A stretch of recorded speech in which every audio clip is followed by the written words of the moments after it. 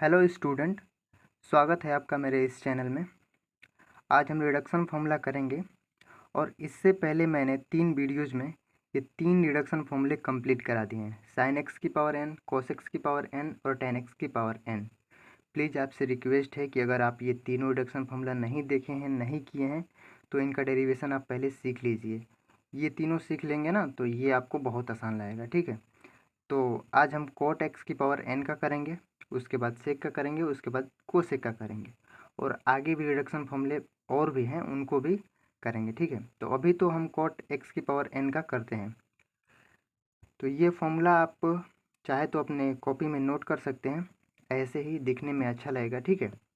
तो नोट कर लीजिए और याद कर सकते हैं, ठीक। तो चलिए देखते हैं कि इतना इक्वल इतना होता कैसे है। तो ये कोट एक्स की पावर n का देखिए मैंने पहले से यहाँ पे लिख लिया है। अगर आपने ये तीनों देखे होंगे ना तो आपको पता चल जाएगा इनका करने का फंडा क्या है, ठीक है। तो देखिए यहाँ पे n है ना, सबसे पहले इंटीग्रेशन को हम मानते गए हैं, इसको मैं साइड कर दे रहा हूँ, ठीक है। हम i मान लेते हैं इंटीग्रेशन को, ठीक। तो यहाँ पे i हमने मान लिया। अब देखिए यहाँ पे n है ना, तो यहाँ पे क्या करना है कि आपको बस n छोटा सा मान लेना है, ठीक। तो यहाँ पे हमने इसको n मान लिया। अब इतना करने के बाद इसको कुछ तोड़ के हम लिखने की कोशिश करते हैं। देखिए कोट, इसको मैं ऐसा लिख सकता हूँ n-2 x और coat square x d x. क्योंकि देखिए ये -2 ये +2 कट जाएगा ना, क्योंकि ये बेस कोट एक्स की पावर n-2 और कोट एक्स स्क्वायर, ये बेस दोनों सेम है तो -2 और +2 कट जाएगा ना। देखिए मैं थोड़ा सा आपको यहाँ पे समझा दूँ, ये जब बेस सेम होते हैं, जैसे कोई भी, जैसे x की पावर 10 है, x की पावर 8 है, तो ये बेस सेम है तो ये पावर से ऐड हो जाती हैं। कितना हो जाएगा, ये 10 और 8 कितना, 18 हो जाएगा।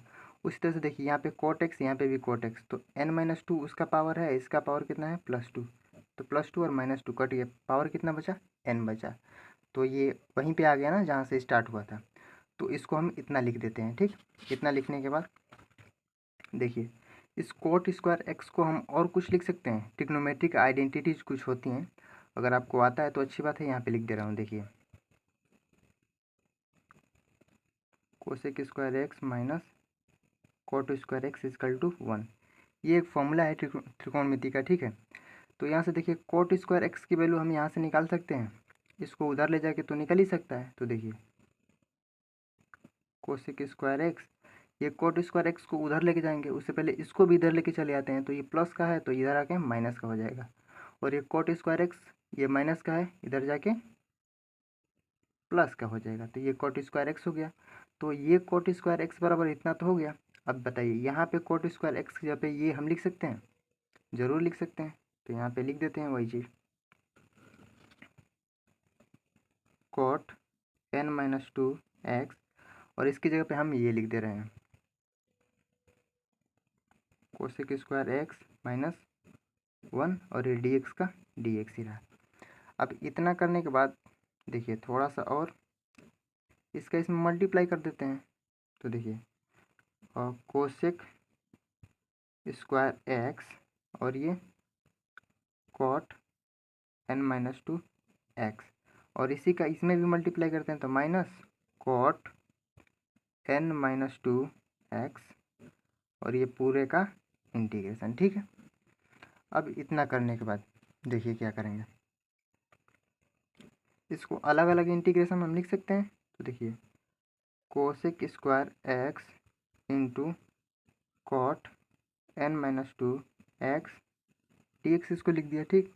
और इसको लिख देते हैं coat n-2 x D x. अलग अलग बस हमने लिखा है और कुछ नहीं किया, ठीक है। इंटीग्रेशन में हम सेपरेट करके लिख सकते हैं। इतना लिखने के बाद देखिए इसका तो अब इंटीग्रेशन कर नहीं सकते, ठीक है। अभी इस पर फोकस करते हैं।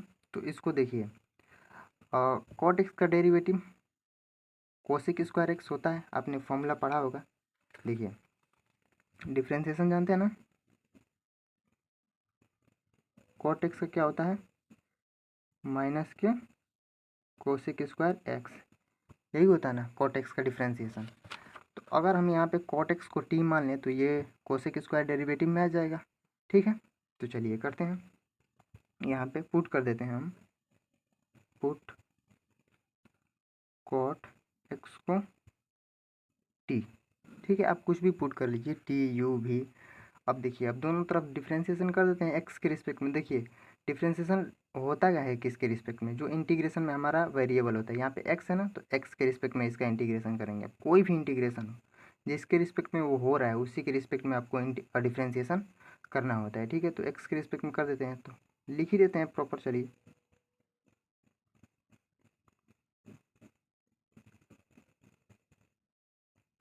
टी। ओके, अब देखिए कॉट एक्स का क्या हो जाएगा, माइनस के cosec square x equal to t का क्या हो जाएगा, d t upon d x.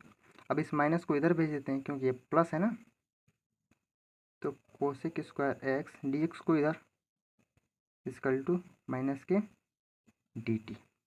Okay, अब देखिए cosec square x d x minus D T बन गया। तो देखिए कोसेक स्क्वायर एक्स और ये डी एक्स, इसके जगह पे माइनस डी टी हम लिख सकते हैं। तो इसी को हम आगे बढ़ाते हुए लिख देते हैं, इसी को यहाँ पे देखिए कोसेक स्क्वायर एक्स ये D x minus D T हो जाएगा। उससे पहले इसको हमने क्या माना था, कोट एक्स को टी, और उसकी पावर क्या है n-2। ओके, और cosec square x d x minus D T बन गया, तो यहाँ पे माइनस डी टी। और इसका तो हम कुछ नहीं कर सकते, ठीक है, इसको वैसे ही आप उतारते ही चले आओ। देखिए ये n-2 ये होल पावर ऊपर कैसे आ गया, देखिए आप नहीं जानते हो थोड़ा सा, कॉट एक्स। अब यहाँ पे स्क्वायर है तो इसको हम ऐसा भी लिख सकते हैं। ठीक है, कुछ भी हो यहाँ पे हो तो उसको होल में लिख सकते हैं। ठीक है, ब्रैकेट लगा के, चाहे कोई भी हो, साइन हो, कॉस हो, टेन हो, ठीक है, लिख सकते हैं। तो उसी तरह से मैंने कोट एक्स को लिखा उसकी पावर n-2, तो वहाँ से t मान लिया, इसकी पावर n-2 है। ठीक है, और ये माइनस को बाहर कर देते हैं, माइनस टी की power n-2 d t minus cot n-2 x d x. अब बताइए इसका इंटीग्रेशन जानते हैं, एक्स की पावर n, एक्स की पावर n का इंटीग्रेशन होता क्या है, एक्स की power n+1 divide by n+1, यही होता है ना। तो यही कर लेते हैं यहाँ पे, माइनस टी की पावर n-2 + 1 और n-2 + 1। ओके, और यहाँ पर भी वही चीज़ कर लेते हैं, उतार लेते हैं जो पहले से करते आ रहे थे। ठीक है, डी एक्स। अब देखिए ये क्या हो जाएगा, -2 और +1, -1 हो जाएगा, -2 में से +1 जाएगा, तो टी की पावर n-1, नीचे भी same n-1 minus cot n-2 x d x. अब इतना करने के बाद ये सब कुछ हमारा क्या चलता आ रहा है, आई एन चलता आ रहा है। ठीक है, आप लिख सकते हैं इधर भी आई एन। ठीक, तो इतना करने के बाद अब हमारा इंटीग्रेशन तो हो चुका, टी में आ गया आंसर हमारा। हमने तो एक्स में शुरू किया था, तो हम यहाँ पे पुट कर लेते हैं जो हमने टी माना था, कॉट एक्स माना था ना, तो टी की जगह पे हम क्या लिख देंगे, कॉट एक्स रख देते हैं। तो माइनस कॉट एक्स की power n-1 divide by n-1, नीचे है ना n-1, minus cot n-2 x d x. ये हमारा क्या निकल गया, आई एन। ये हमारा रिडक्शन फॉर्मूला किसका है, ये कॉट एक्स की पावर n का निकल गया, इतना ही होता है। ठीक है, तो इसका निकल गया। थोड़ा सा और सजाने की कोशिश करते हैं, देखिए I n equal to minus, power को यहाँ पे लिख देते हैं। ठीक है, कॉट n-1 एक्स, नीचे भी n-1 माइनस। अच्छा, इसको एक तरह से और लिख देते, चलिए एक स्टेप और आगे कर लेंगे, इसको भी लिख देते हैं cot n-2 x d x.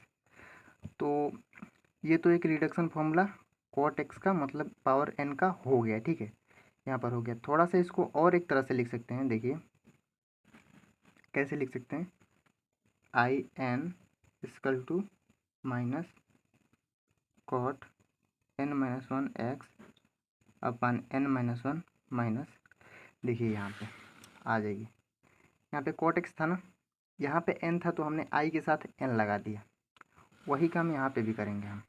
Cot x तो है, तो यहाँ पे हम i और यहाँ पे n-2 है तो वहाँ पे n था तो n लगा दिया था, यहाँ पे n-2 है तो यहाँ पे क्या लगा देते हैं n-2।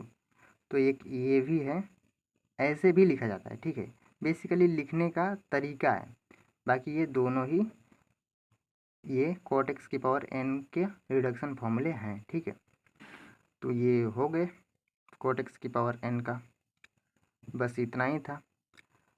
तो आगे अब हम करेंगे अपना, अब सेक का और कोसेक का यही दो बचे हैं, ठीक है। तो अगर आपको समझ में आया हो तो अच्छी बात है, और नहीं समझ में आया हो तो एक बार और वीडियो को देख लीजिए और अच्छे से समझ में आ जाएगा। तो चलिए अब मिलेंगे अपने नेक्स्ट रिडक्शन फॉर्मूले के साथ नेक्स्ट वीडियो में, ठीक है। तो थैंक यू, मिलते हैं अगले वीडियो में, ठीक है। चलिए।